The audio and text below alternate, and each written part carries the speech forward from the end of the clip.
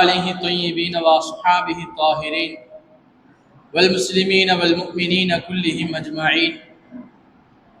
أما بعد فقد قال الله تعالى: أعوذ بالله من الشيطان الرجيم. بسم الله الرحمن الرحيم. إنا فتحنا لك فتحا مبينا ليغفر لك الله ما تقدم من ذنبك وما تأخر ويتم نعمته عليك. صدق الله العلي العظيم وصدق رسوله النبي الكريم ونحن على ذلك من الشاهدين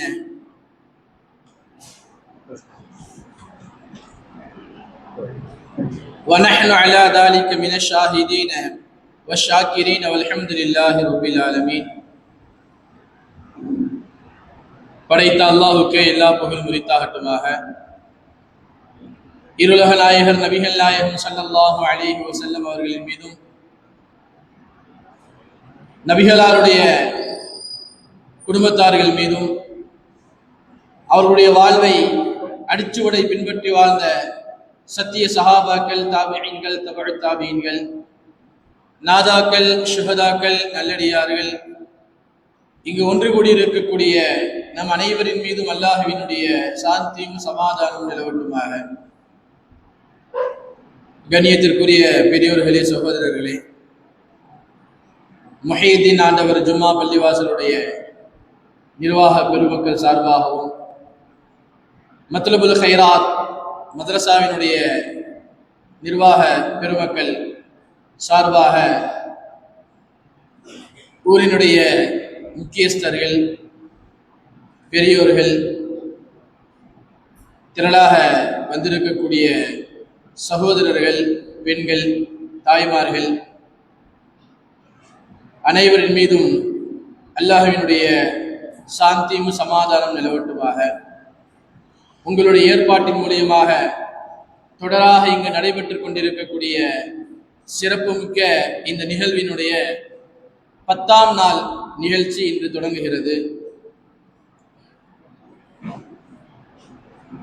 நபிகள் நாயகம் ஸல்லல்லாஹு அலைஹி வஸல்லம் அவர்களுடைய வாழ்க்கையில் பிறப்பிற்கு முன்னால் ஸல்லல்லாஹு அலைஹி வஸல்லம் அவர்கள் தேர்ந்தெடுக்கப்பட்ட சந்ததி எங்கிருந்து வந்தது, எந்த வழித்தொடரில் பெருமானார் தோன்றினார்கள் என்பதிலிருந்து ஹாத்தமுன் நபியீன் முஹம்மது ரசூலுல்லாஹி ஸல்லல்லாஹு அலைஹி வஸல்லம் அவர்களுடைய பிறப்பினுடைய அதிசயங்களை படித்து, நபிகளாருடைய வாலிப பருவம், திருமண நிலைகள், திருமணத்திலே குடும்பத்தார்களோடு நபிகள் நாயகம் ஸல்லல்லாஹு அலைஹி வஸல்லம் அவர்கள் மனைவிமார்களோடு எப்படி நடைபெற்றுக் கொண்டார்கள் என்பது போன்ற நிகழ்வுகளை எல்லாம் அறிந்துவிட்டு, நேற்றைய தினம் ஸல்லல்லாஹு அலைஹி வஸல்லம் அவர்களுடைய மிக முக்கிய பயணமான ஹிஜ்ரத்தினுடைய பயணத்தையும், மதீனாவிலே நபிகள் நாயகம் ஸல்லல்லாஹு அலைஹி வஸல்லம் அவர்கள்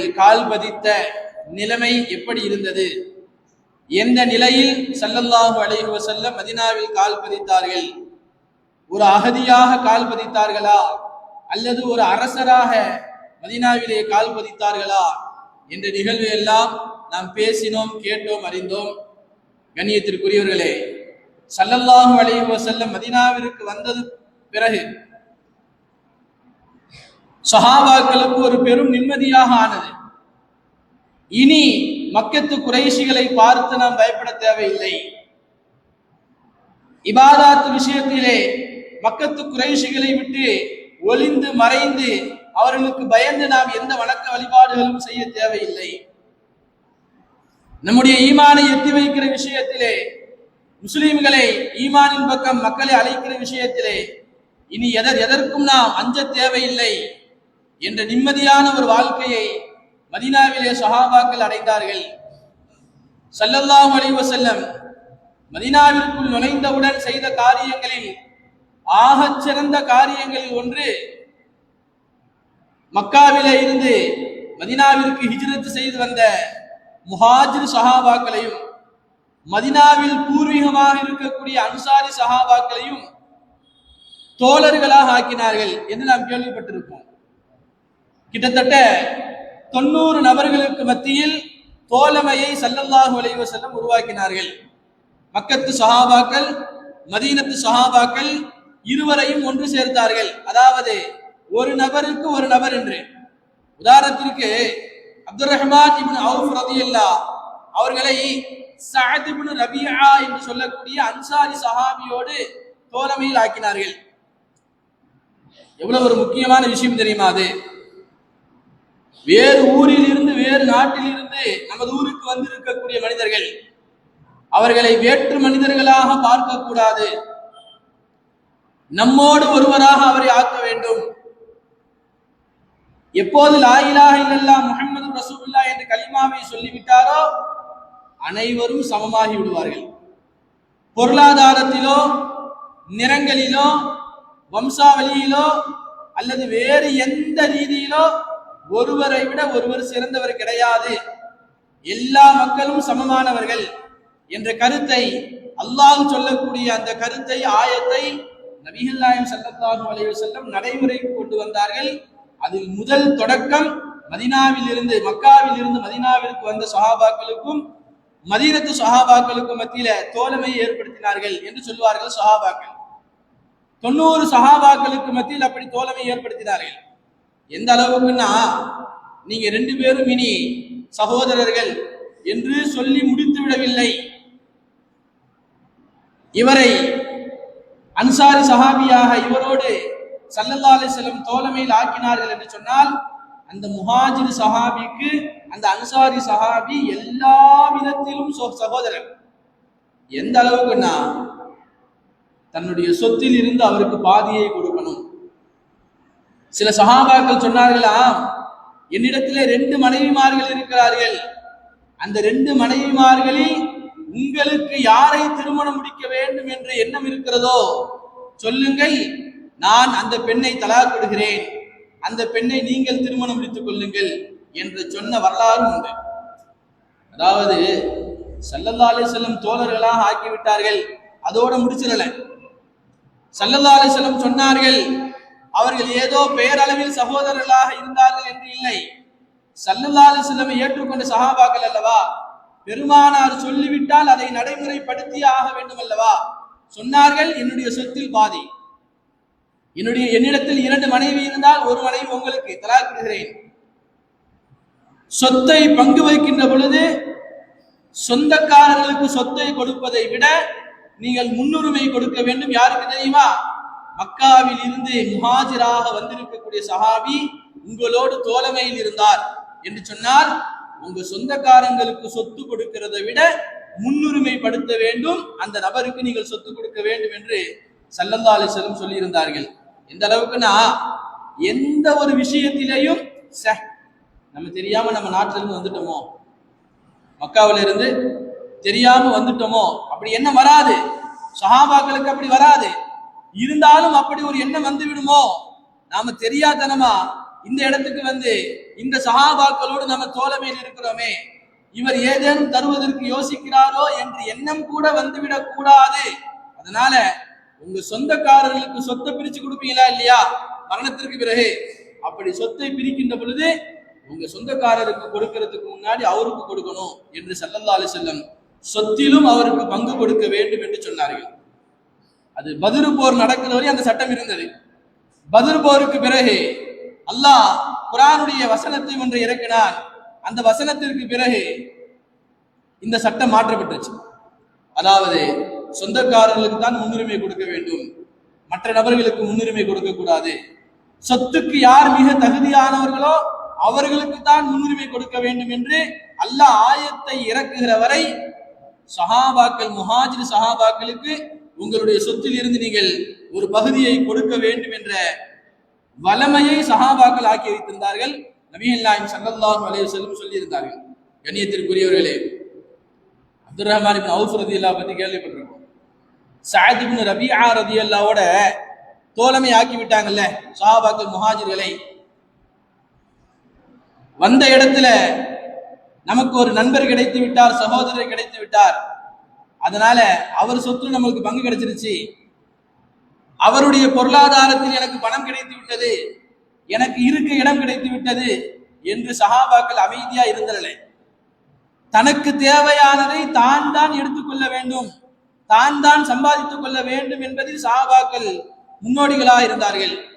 அப்துல் ரஹ்மான் இப்னு அவுஃப் ரலியல்லாஹு சொல்றாங்க, ரபியா ரலியல்லாஹோடு சஅத் இப்னு ரபியா ரலியல்லாஹோடு எனக்கு ஸல்லல்லாஹு அலைஹி வஸல்லம் தோழமை ஏற்படுத்தினார்கள்ல, சஅத் இப்னு ரபியா உங்களுக்கு என்ன வேணுமோ கேளுங்க நான் தரேன்னு சொன்னாங்க. அப்துல் ரஹ்மான் அவுஃப் ரலியல்லாஹு சொன்னாங்களாம், எனக்கு ஒன்றும் தர வேண்டாம், அல்ஹம்துலில்லாஹ் ரொம்ப சந்தோஷம், கடைத்தெரு எங்க இருக்குன்னு எனக்கு காமிங்க, கைனுகா கடைத்தெரு எங்க இருக்குன்னு எனக்கு காமிங்க, நான் அங்கு சென்று வியாபாரம் செய்கிறேன் என்று சொன்னார்கள். கடைத்தெருவை காமித்து விட்டார்கள். அவர்களிடத்தில் இருந்து சில பணங்களை கைமாத்தாக வாங்கி கொண்டார்கள். கடைத்தெருவுக்கு சென்று வியாபாரம் செய்தார்கள். அன்றைய வியாபாரத்தில் சில லாபங்களை ஈட்டி கொண்டு வந்தார்கள் முதல் நாளே. அடுத்தடுத்த நாட்களில் மீண்டும் மீண்டும் வியாபாரம் செய்தார்கள். இவருடைய பணத்திலே நம்ம வாழ்ந்தரலான்னு இருந்தல, மீண்டும் மீண்டும் வியாபாரம் செய்து லாபங்களை ஈட்டிக் கொண்டே வந்தார்கள்.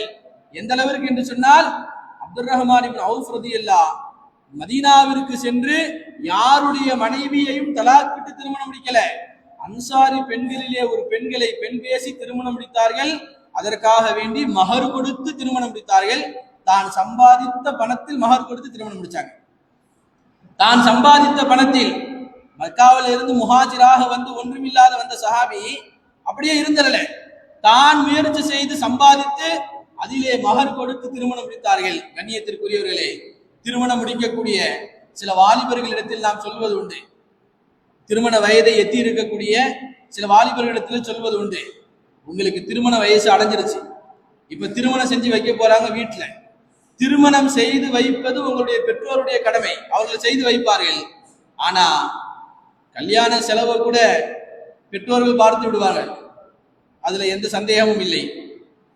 முதல்ல உன்னுடைய மனைவிக்கு கொடுக்கிற மகர் தொகையை உன் காசுல இருந்து கொடுக்கணும்னு சொல்லணும். ஏன்னா ஒரு பெண்ணை அவருடைய கையிலே பிடித்து கொடுக்க போகிறோம் அல்லவா, இந்த பெண் இனி அவனுக்கு சொந்தமானவள், இனி ஆயுள் முடிகிற வரை, மௌத் வருகிற வரை அந்த பெண்ணை காப்பாற்ற வேண்டிய பொறுப்பு அந்த நபருக்கு இருக்கிறது அல்லவா. முதலில் அந்த பெண்ணை சொந்தப்படுத்துகிற போதே நீ உன்னுடைய சொந்த காசை கொடுத்து சொந்தப்படுத்தி என்று சொல்லி காட்ட வேண்டும். பாப்பாவுடைய பணத்துல மகர் கொடுத்தாலும் கூடந்தான், கூடாதுன்னு இல்லை. மகனுடைய திருமணத்திற்காக வேண்டி தந்தை தான் சம்பாதித்து வைத்த சொத்தில் பணத்தில் திருமணத்தை முடித்து வைக்கிறார். மகர் தொகையாக அவருடைய பணத்தில் இருந்தே மகர் தொகையை பெண்ணுக்கு கொடுக்கிறார். எல்லாம் சரிதான். ஆனாலும் திருமணம் முடிக்க போகிற அந்த வாலிபர் அந்த இடத்தில் தான் சம்பாதித்த சொத்திலிருந்து அவரால் எவ்வளவு முடியுமோ அந்த மகர் தொகையை கொடுக்க வேண்டும் என்ற கருத்தை நான் சொல்லி காட்டுவேன்.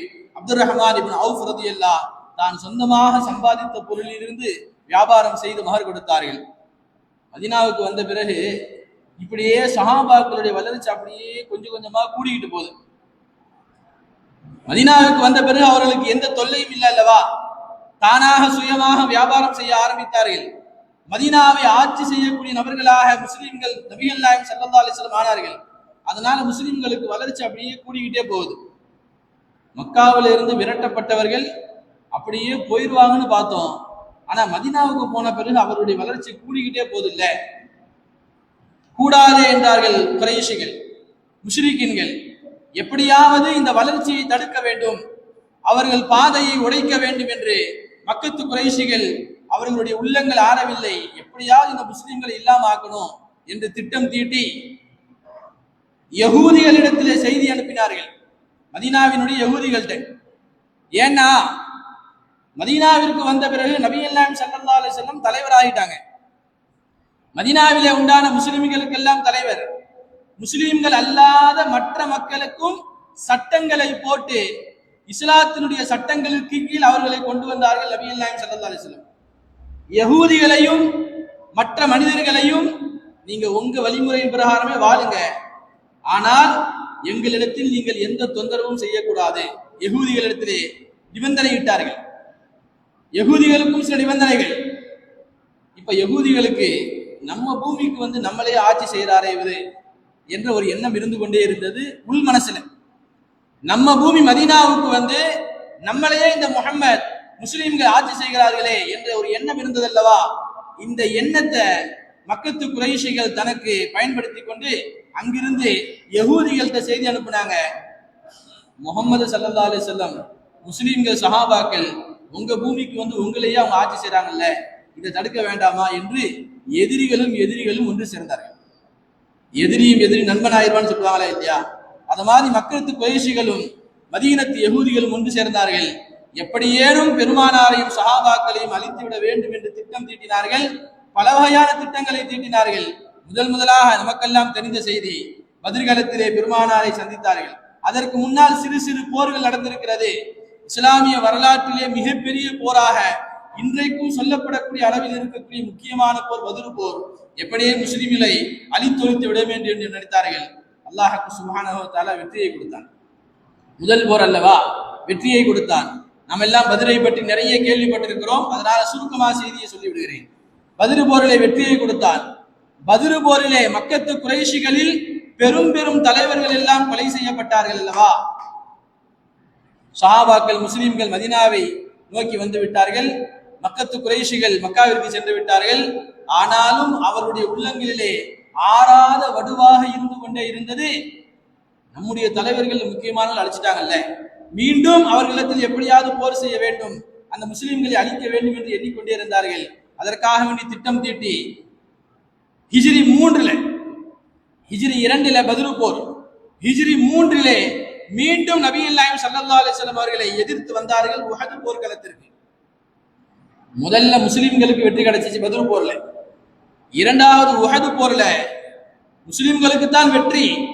ஆனாலும் கடுமையான தாக்கத்திற்கு பிறகு நிறைய சஹாபாக்கள் ஷஹீதானதற்கு பின்னால், நபிகள் நாயகம் ஸல்லல்லாஹு அலைஹி வஸல்லமுக்கு கடுமையான அடி ஏற்பட்டதற்கு பின்னால், காயம் ஏற்பட்டதற்கு பின்னால் சஹாபாக்களுக்கு முஸ்லிம்களுக்கு வெற்றி கிடைத்தது.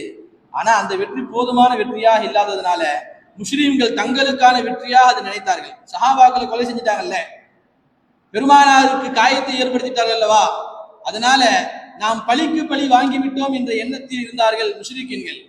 இப்படியே அவருடைய உள்ளங்களிலே எப்படியேனும் ஒட்டுமொத்தமாக முஸ்லிம்களை அழிக்க வேண்டும் என்ற எண்ணத்தில் இருந்து கொண்டிருந்தார்கள். அதே எண்ணம் மக்காவில் இருக்கிற யகூதிகளுக்கு இருந்துச்சு. யகூதிகளிடத்திலும் அந்த எண்ணம் இருந்து கொண்டே இருந்தது.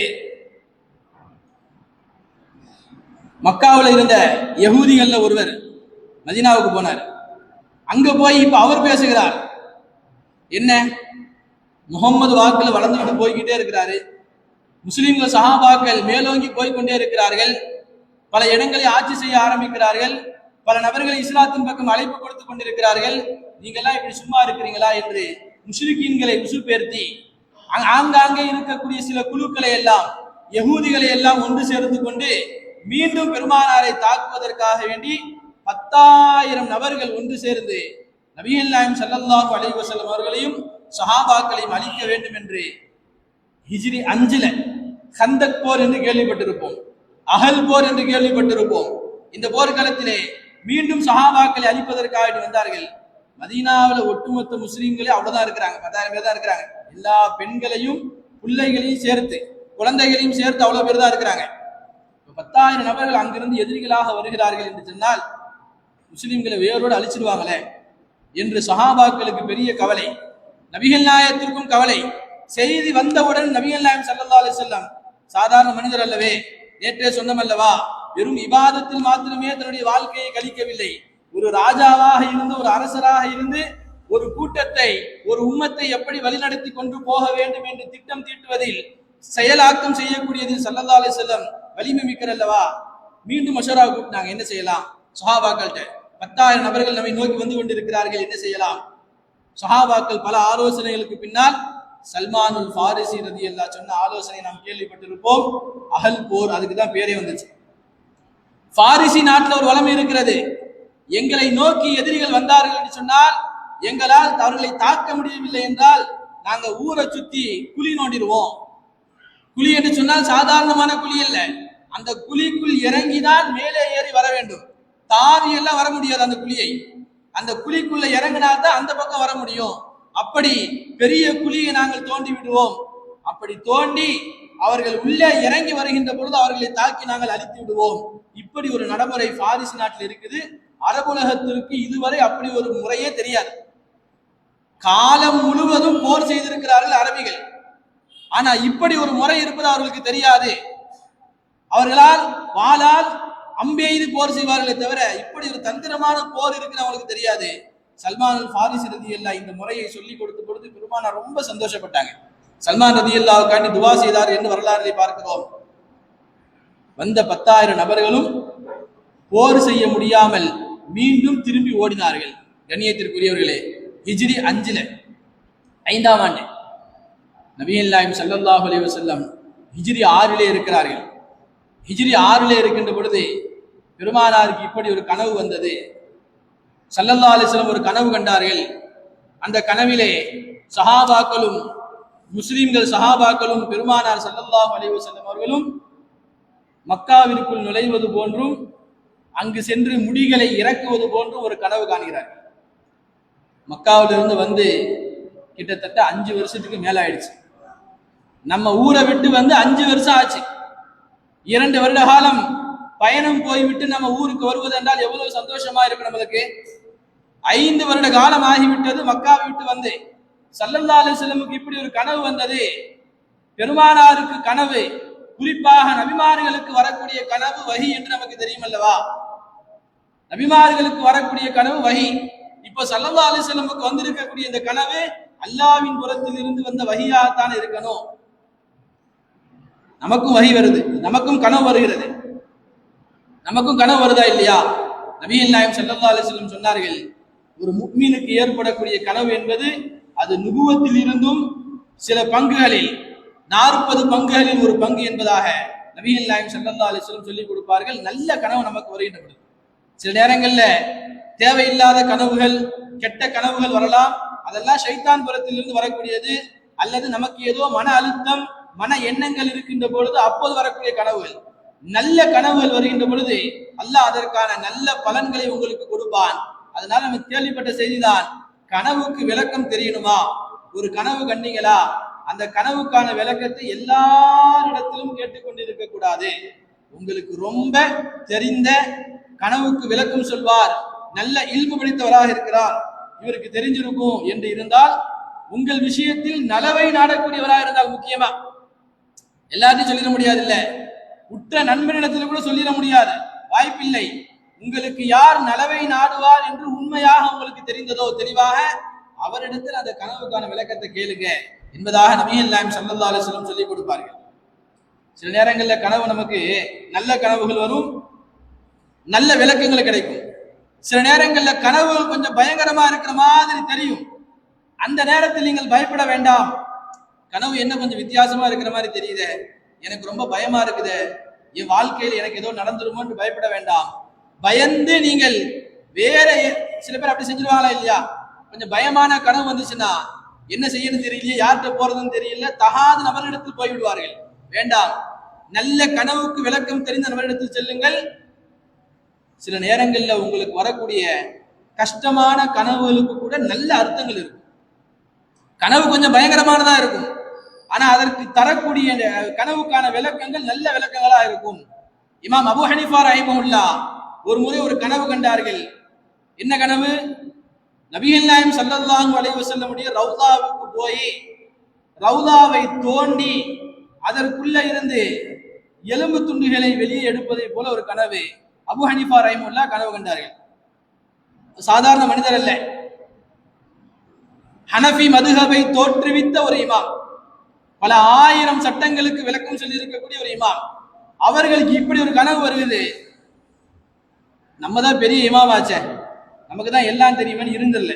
அந்த காலத்தில் வாழ்ந்த ஹசனுல் பஸ்ரி ரஹிமஹுல்லாஹ், ஸல்லல்லாஹு அலைஹி வஸல்லம் காலத்துக்கு பிறகு தாபீன்கள் காலத்துல வாழ்ந்த ஹசன் பஸ்ரி ரஹிமஹுல்லாஹ் அவர்களிடத்தில் சென்று அதற்கான விளக்கத்தை கேட்டார்கள். இப்னு சீரின் ரஹிமஹுல்லாஹ், கனவு தந்தை என்று சொல்லப்படக்கூடிய இப்னு சீரின் ரஹிமஹுல்லாஹ் அவர்கள் அந்த காலத்தில் வாழ்ந்து கொண்டிருக்கிறார்கள். இப்னு சீரின் ரஹிமஹுல்லாஹ்ட்ட சென்று இந்த கனவுக்கான விளக்கம் என்ன என்று கேட்ட பொழுது அவங்க விளக்கம் சொல்றாங்க. பாருங்க, நபிகள் நாயகம் ஸல்லல்லாஹு அலைஹி வஸல்லம் அவர்களுடைய ஹதீஸை நீங்க உலகம் பூரா பரவ செய்வீங்க. ஸல்லல்லாஹு அலைஹி வஸல்லம் அவர்களுடைய ஹதீஸை நீங்க உலகம் முழுக்க பரப்புவீங்க.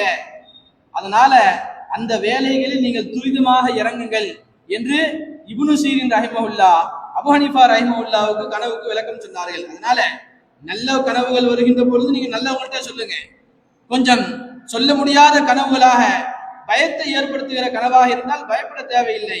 அந்த நேரத்தில் நீங்கள் அவுது பில்லா பிஸ்மில்லா ஓதிட்டு இருந்துட்டு நல்ல கனவுக்கு விளக்கம் சொல்லக்கூடிய நபர்களுக்கு சொல்லுங்க, அந்த கனவுக்கு நல்ல பலன்கள் கூட இருக்கலாம். அல்லாஹ் சுப்ஹானஹு வ தஆலா நல்ல கனவுகளை காணக்கூடிய, அதன் மூலியமாக நல்ல பலன்களை அடையக்கூடிய பாக்கியத்தை தந்தல் புரிவானாக. இப்போது நபிகள் நாயகம் ஸல்லல்லாஹு அலைஹி வஸல்லம் சஹாபாக்கள் சொல்றாங்க, நான் இப்படி ஒரு கனவு கண்டேன், மக்காவுக்கு போற மாதிரி அங்கே சென்று தலையை மலிப்பதை போல கனவு கண்டேன் என்று சொன்ன பொழுது சஹாபாக்களுக்கு ஆனந்தம் ஏற்பட்டதற்கு அளவே இல்லை. சொந்த ஊருக்கு போக போறோம்னு தெரிஞ்சு போச்சு அவங்களுக்கு. ஏன்னா நபிகளாருக்கு வரக்கூடிய கனவுங்கிறது வஹீன்னு அவங்களுக்கு தெரியும் இல்லை. அப்ப அல்லாஹ்வின் புறத்திலிருந்து வஹி வந்திருக்கிறது என்று சொன்னால் நாம மக்காவை நோக்கி போக போகிறோம் என்ற செய்தி அவர்கள் உணர்ந்து கொண்டு சந்தோஷத்திற்கு அளவில்லாமல் இருந்தார்கள். 6 வருஷம் கழிச்சு மீண்டும் சொந்த ஊருக்கு போக போறோம். சொந்த ஊரு காபத்துல்லாவை பார்க்க போறோம். ஒரு முறை உம்ராவிற்கு ஹஜ்ஜுக்கு போயிட்டு வந்துட்டோம்னா நமக்கே பேர் ஆர்வம் வந்து விடுகிறது அல்லவா. இன்னொரு முறை மீண்டும் மீண்டும் அந்த காபத்துல்லாவை எப்போது நாம் தரிசிப்போம், இந்த கண்களால் அந்த காபத்துல்லாவை எப்போது நாம் பார்ப்போம், ரப்பிடத்திலே துவா செய்து கொண்டே இருக்கிறோம், யா அல்லாஹ் மீண்டும் மீண்டும் எங்களுக்கு அந்த காபத்துல்லாவை காணக்கூடிய பாக்கியத்தை தருவாயான்னு. அப்படிதானே? சொந்த நாட்டுக்காரங்க காபத்துல்லாவை கண்டு 6 வருடங்கள் ஆகிறது என்று சொன்னால் அவர்களுக்கு எவ்வளவு ஆனந்தம் இருக்கும். ஸல்லல்லாஹு அலைஹி வஸல்லம் செய்தி அறிவிச்ச உடனே சரி அடுத்த ரப்பிடத்தில் இருந்து நமக்கு கட்டளை வந்தவுடன் நம்ம உம்ராவுக்கு கிளம்புறோம் என்று சொல்லி நபிகள் நாயகம் ஸல்லல்லாஹு அலைஹி வஸல்லம் சஹாபாக்களை அழைத்துக் கொண்டு இறைவன் புறத்தில் இருந்து அனுமதி வந்ததோடு வெளியே கிளம்புகிறார்கள் உம்ராவுக்காக வேண்டி. நபிகள் நாயகம் ஸல்லல்லாஹு அலைஹி வஸல்லம் உம்ராவுக்கு வருகிறார்கள் என்ற செய்தி அதுக்குள்ள மக்கத்து குறைஷிகளுக்கு போயிடுச்சு. முஹம்மதும் முஹம்மதுடைய தோழர்களும் மதீனாவில் இருந்து மக்காவை நோக்கி வருகிறார்கள் என்ற செய்தி போனதோட அன்னைக்கு மக்காவில் இருந்த முக்கியமான படை தளபதியாக இருந்தவர் காலித் ரலியல்லாஹ், இஸ்லாத்துக்கு வர்றதுக்கு முன்னாலே, இஸ்லாத்துக்கு இன்னும் வரல அவங்க, அவர்களை படை தளபதியாக நியமனம் செய்து காபத்துல்லாவினுடைய எல்லை பகுதியிலே வரிசையாக ஆளை நிற்க வைத்தாங்க.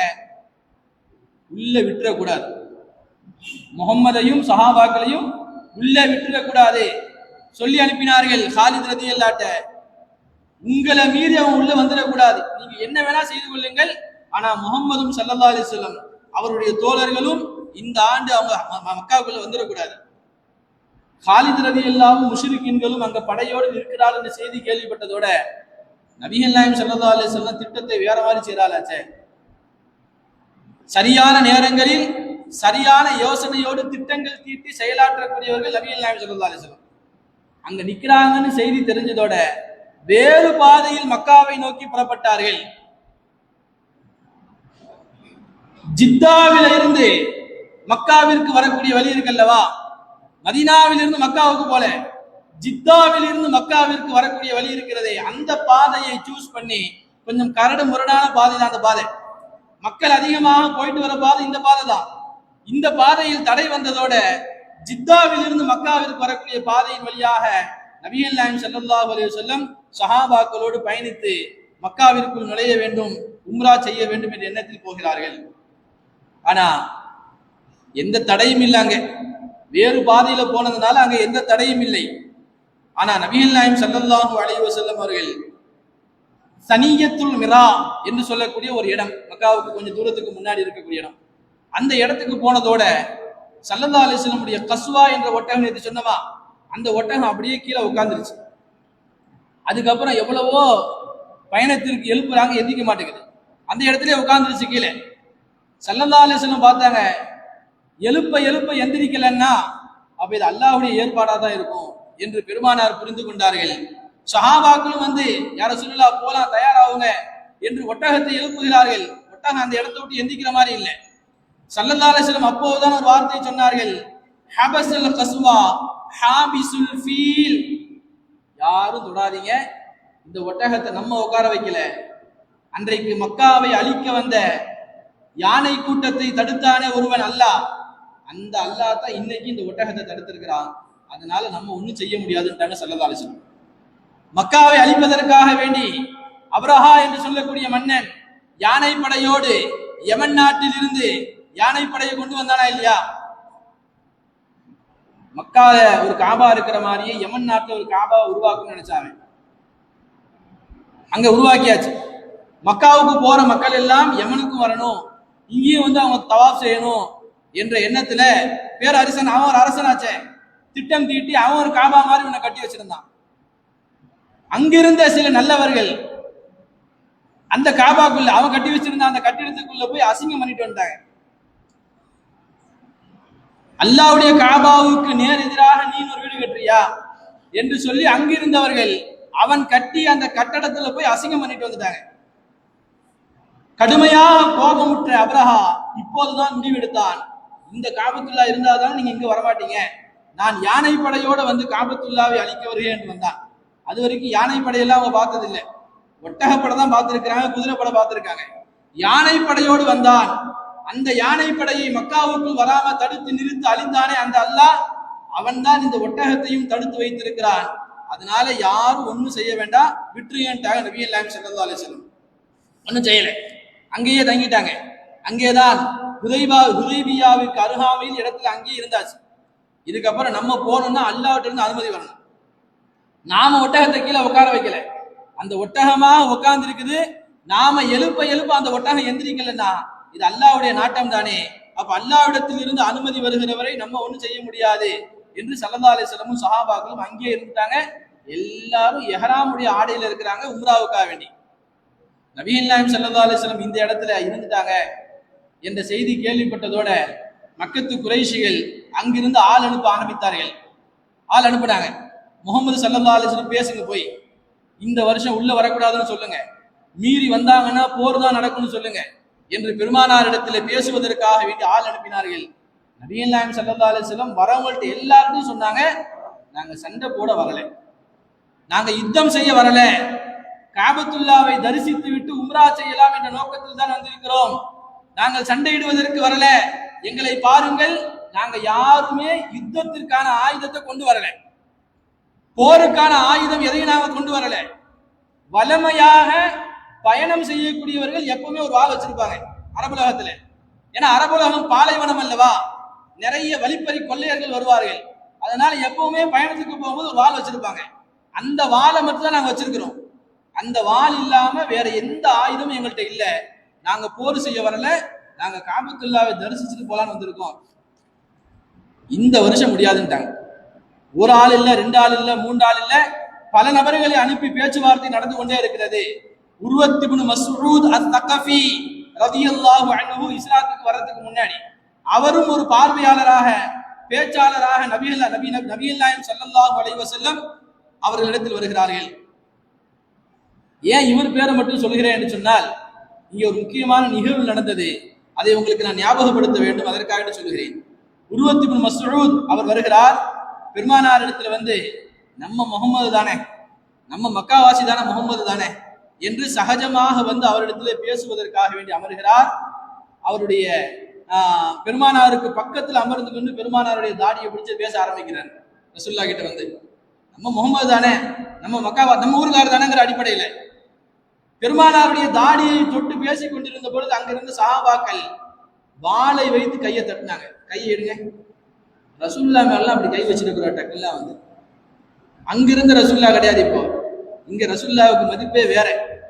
அங்கேயும் நபிதான், இங்கேயும் நபிதான். ஆனா அங்க வைத்திருந்த அந்தஸ்து வேறு, இங்கே நாங்கள் வைத்திருக்கிற அந்தஸ்து வேறு. அதனால எடுத்தோம் கௌத்தோம் சும்மா நபி மேல கை வச்சிட முடியாது, நோண்டு போங்க. உர்வத் இப்னு மஸ்ஊத் பெருமானார் இடத்தில் பேசுகிறார்கள். அங்கேயும் பெருமானார் சொன்னாங்க, நாங்க சண்டை போட வரல, உம்ரா செய்ய வந்திருக்கோம். இவர் பேசி முடித்து விட்டு மக்கத்து குறைஷிகள் எடுத்து போனாரு. போய் அங்க சில வார்த்தைகளை சொன்னார். அந்த வார்த்தையை தான் நான் இப்போது உங்களுக்கு ஞாபகமூட்ட வருகிறேன். நான் உலகத்தில் எத்தனையோ தலைவர்களை பார்த்திருக்கிறேன், எத்தனையோ நாட்டு மன்னர்களை பார்த்திருக்கிறேன், அந்த மன்னர்களிடத்திலே மக்கள் எப்படி நடந்து கொள்வார்கள் என்று பார்த்திருக்கிறேன். ஆனா முகமது ஸல்லல்லாஹு அலைஹி வஸல்லம் அவர்களுடைய தோழர்கள் நடந்து கொள்ற மாதிரி நான் யாரையும் பார்க்கலன்னு. ஒரு நாட்டு அரசனும் நாட்டு மக்களும் எப்படி இருப்பாங்க? ஒரு ஜனாதிபதி வருகிறார் என்று சொன்னால் 4 கிலோமீட்டருக்கு அந்த பக்கமே பேரிகாரை வச்சு அடைச்சிருவோம், கிட்டையே போக முடியாது அல்லவா, தூரத்தில் இருந்து பார்க்கத்தான் முடியும்.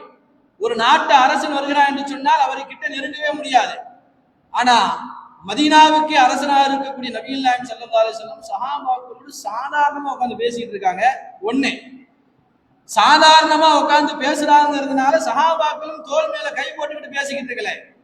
அந்த சஹாபாக்கள் பெருமானாருக்கு எவ்வளவு கண்ணியம் கொடுக்குறாங்க தெரியுமா? நேராக கண் கொண்டு பெருமானாரை பார்த்து கூட பேச மாட்டாங்க. ஒரு கண்ணியமான ஆளா இருக்கிறாருன்னு சொன்னா அவருடைய நேர் பார்வையில் பேச முடியாது. அது அவருடைய கண்ணிய குறைவாக நாம் கருதுவோம். ஒரு கண்ணியமான நபரிடத்துல போனா அவர் பக்கத்துல இருந்து பேசுவோம், கொஞ்ச நேரம் முகத்தை பார்ப்போம், கொஞ்ச நேரம் கீழே பார்ப்போம். இதுதான் நல்ல ஒரு அகலாக்கான முறை. நேர் கண் கொண்டு பார்க்க முடியாது. சஹாபாக்கள் பெருமானாரை நேர் கண் கொண்டு பார்த்து பேசுவதில்லை. சொல்லிவிட்டு சொன்னார்கள், ஸல்லல்லாஹு அலைஹி வஸல்லம் அந்த மஜ்லிஸ்ல இருந்தாங்கன்னா முகமது, சஹாபாக்கள் யாரும் குரலை ஒசத்துறது கூட கிடையாது.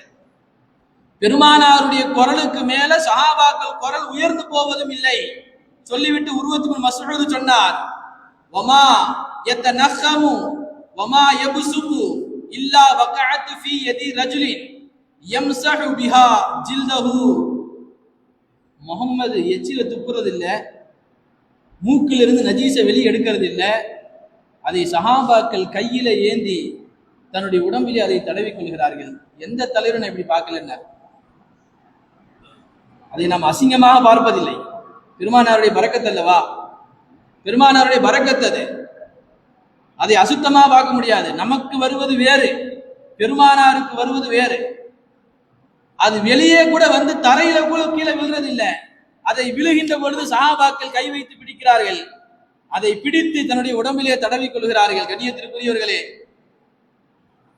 ஞாபகத்திற்காக வேண்டி உங்களுக்கு சொல்லுவேன், அது என்னங்க, அது நஜீசு தானங்க, அதை போய் எப்படிங்க சஹாபாக்கள் தருவாங்க நம்ம கேட்க முடியாதுங்க.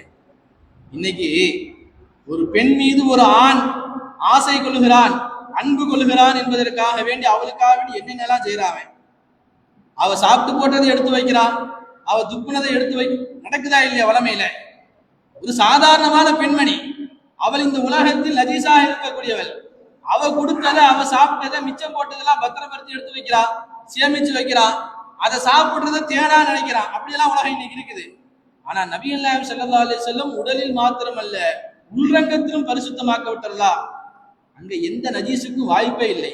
அதை கையில ஏந்தி தன்னுடைய உடம்பிலே அவர்கள் தடவி கொள்கிறார்கள் என்று சொன்னார் உர்வத்துல் மஸ்ஊத். முகம்மது ஒது செஞ்சாருன்னா தண்ணி கீழே விழுறதில்லை ஸல்லல்லாஹு அலைஹி வஸல்லம். முகமது ஸல்லல்லாஹு அலைஹி வஸல்லம் ஒது செஞ்சாங்கன்னா தண்ணி கீழே விழுறதில்லை. ஓடி போய் அந்த தண்ணீரை பிடித்து தங்கள் மேனியிலே அவர்கள் தேய்த்துக் கொள்கிறார்கள். இந்த மாதிரி ஒரு தலைவரையும் தோழர்களையும் நான் உலகத்துல எங்கேயுமே பார்த்ததில்லை என்று சொல்லிவிட்டு உர்வத்துல் மஸ்ஊத் சொன்னாரா, இந்த சண்டையெல்லாம் விட்டுட்டு அவரோட நீங்க சமாதானமா போயிருங்கப்பா, அவரை ஏத்துக்குங்கப்பா என்று உர்வத்துல் மஸ்ஊத் மக்கத்து குறைஷிகளுக்கு சொன்னார் என்று வரலாறு படிக்கிறோம். கண்ணியத்திற்குரியவர்களே, இப்படியே பேச்சு நடைபெறுகிறது. கடைசியாக சுஹைல் இப்னு அம்ர் ரலியல்லாஹு, சுஹைல் இப்னு அம்ர் வருகிறார். இறுதிக்கட்ட பேச்சாளர் அவர்தான். அவரோட ஹுதைபியாவுடைய பேச்சு நிறைவு பெறுகிறது. அவர் வந்துதான் பெருமானாரிடத்திலே பேச ஆரம்பித்தார். அப்பவும் சொன்னாங்க ஸல்லல்லாஹு அலைஹி வஸல்லம், நாங்க சண்டை போட வரல, உம்ராவுக்கு தான் வந்திருக்கோம். அங்கேயும் சொல்லி அனுப்பியிருக்கானுங்க மக்கத்து குறைஷிகள், என்ன வேணா பேசுங்க, ஆனா இந்த வருஷம் அவங்க உள்ள வரக்கூடாது. அவங்க என்ன சொன்னாலும் கேளுங்க, ஆனா மக்காவுக்குள்ள அவங்க கால் எடுத்து வைக்க கூடாது. அதுக்கு என்ன செய்யணுமோ பேசி அனுப்பிடுங்கன்றாங்க. ஏன் இவ்வளவு கொலைவெறியா இருக்கிறாங்க உள்ள வரக்கூடாதுன்னு? வரலாற்று ஆசிரியர் சொல்லுவாங்க, முதலில் நடந்த போர் பத்ரு போர். பத்ரு போரிலே முஸ்லிம்களுக்கு வெற்றி, மக்கத்து குறைஷிகள் கொல்லப்பட்டாங்க நிறைய பேர். இரண்டாவதாக நடந்த போர் உஹது போர். அங்கே முஸ்லிம்களுக்கு வெற்றி கிடைத்தாலும் படு தோல்விக்கு பிறகு வெற்றி கிடைத்தது. குறைஷிகள் அதை தனக்கான வெற்றியாகவே கொண்டாடினார்கள். அப்ப இரண்டாவது குறைஷிகளுக்கு வெற்றி. மூணாவது நடந்தது ஹந்தக் போர். ஹந்தக் போர்ல அவங்க தான் உள்ளேயே வர முடியலையே, குழி தோண்டி அனைத்தையும் ஓட வைத்து விட்டார்கள், அனைவரையும் நபிகள் நாயகம் ஸல்லல்லாஹு அலைஹி வஸல்லம். அப்ப மூணாவது போர்ல முஷ்ரிக்கீன்களுக்கு தோல்வி. அப்ப இது நாலாவது போர் மாதிரி அவங்களுக்கு.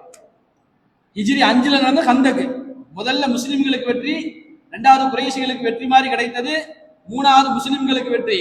இப்ப நாலாவது எங்க டர்ன் பாயிண்ட், நாங்க தான் வெற்றியாளராக ஆகணும். அதனால உள்ள வரக்கூடாது. உள்ள வந்துட்டாங்கன்னா அவங்க வெற்றியாளராக ஆயிடுவாங்க.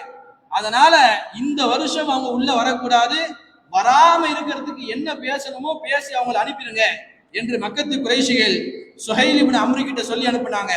இறுதியாக வந்த அந்த நபர் ஸல்லல்லாஹு அலைஹி வஸல்லம் அமைதியாக அமர்ந்து இருவரும் பேச்சுவார்த்தை நடத்தி அந்த ஹுதைபியாவினுடைய ஒப்பந்தத்தை உடன்படிக்கையை பேசி முடிவு செய்கிறார்கள். நமக்கு தெரிஞ்ச விஷயம்தான். 4 ஒப்பந்தங்கள் செய்தார்கள். அந்த 4 ஒப்பந்தம் என்ன? அந்த 4 ஒப்பந்தமும் சஹாபாக்களுக்கும் முஸ்லிம்களுக்கும் நேர் எதிரான ஒப்பந்தமாக வெளிரங்கத்தில் பார்த்தால் தெரிந்தாலும் ஒவ்வொரு ஒப்பந்தமும் முஸ்லிம்களுக்கான வெற்றியாகவே வரலாற்று ஆசிரியர்கள் குறிப்பிடுவார்கள். அதனாலதான் ஸல்லல்லாஹு அலைஹி வஸல்லம் ஒவ்வொரு ஒப்பந்தம் போடும்போது அமைதியா இருந்தாங்கன்னு சொல்றாங்க. சஹாபாக்கள் எல்லாம் கொதித்து எழுகிறார்கள். என்ன இது ஒப்பந்தம்? ஒப்பந்தம் பேசி முடிவு பண்றதா இருந்தா 2 பேருக்கும் சுமூகமா தானே பேசி முடிக்கணும். இங்க ஒரு தரப்புக்கு சுமூகமாக ஒரு தரப்புக்கு அநியாயம் செய்யற மாதிரி இருக்கு ஒப்பந்தம் என்று சஹாபாக்கள் எல்லாம் வெகுண்டு எழுந்த போது ஸல்லல்லாஹு அலைஹி வஸல்லம் அமைதிப்படுத்தினாங்க. ஏன் அமைதிப்படுத்தினாங்க? அதுல ஒவ்வொரு ஒப்பந்தமும் முஸ்லிம்களுக்கு வெற்றியான ஒப்பந்தம் தான் என்பதை ஸல்லல்லாஹு அலைஹி வஸல்லம் புரிந்து கொண்டார்கள். 4 ஒப்பந்தங்கள்ல முதல் ஒப்பந்தமே இதுதான். இந்த வருஷம் நீங்க உள்ள வரக்கூடாது. நீங்க உள்ள வந்துட்டீங்கன்னா எங்களுக்கு அது தோல்வி மாதிரி ஆயிரும். நாங்க 2 முறை தோத்த மாதிரி ஆயிரும். அப்போ அதுல கூட எவ்வளவு அவங்களுக்கு ஒரு ஈகோ பாருங்க.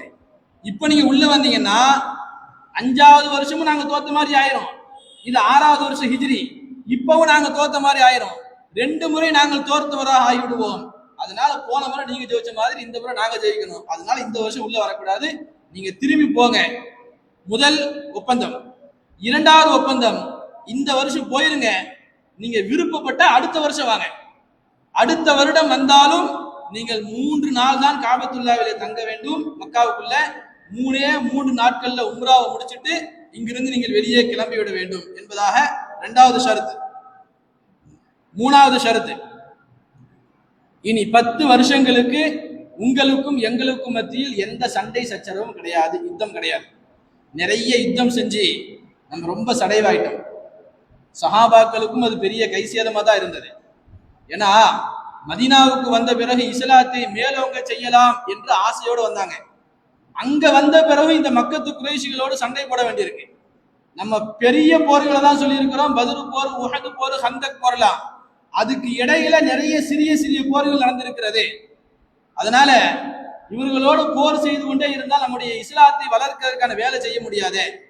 10 வருஷத்துக்கு அவர்களே சொல்லிவிட்டார்கள், 10 வருஷத்துக்கு இனி நம்மளுக்கு மத்தியில் யுத்தம் கிடையாது. 3வதாக அவர்களிட்ட ஒப்பந்தம். 4வது ஒப்பந்தம், மக்காவில இருந்து மதீனாவுக்கு யாராவது இஸ்லாத்தை ஏற்றுக்கொண்டு வந்தால் அவரை திருப்பி அப்படியே அனுப்பிடணும். அங்க வச்சுக்க கூடாது. மக்காவில் இருக்க மாட்டோம், நான் மதீனாவுக்கு போயிருந்தேன், எங்களுக்கு தெரியாம யாராவது வந்தாருன்னா அவரை மீண்டும் மக்காவிற்கு அனுப்பிவிட வேண்டும்.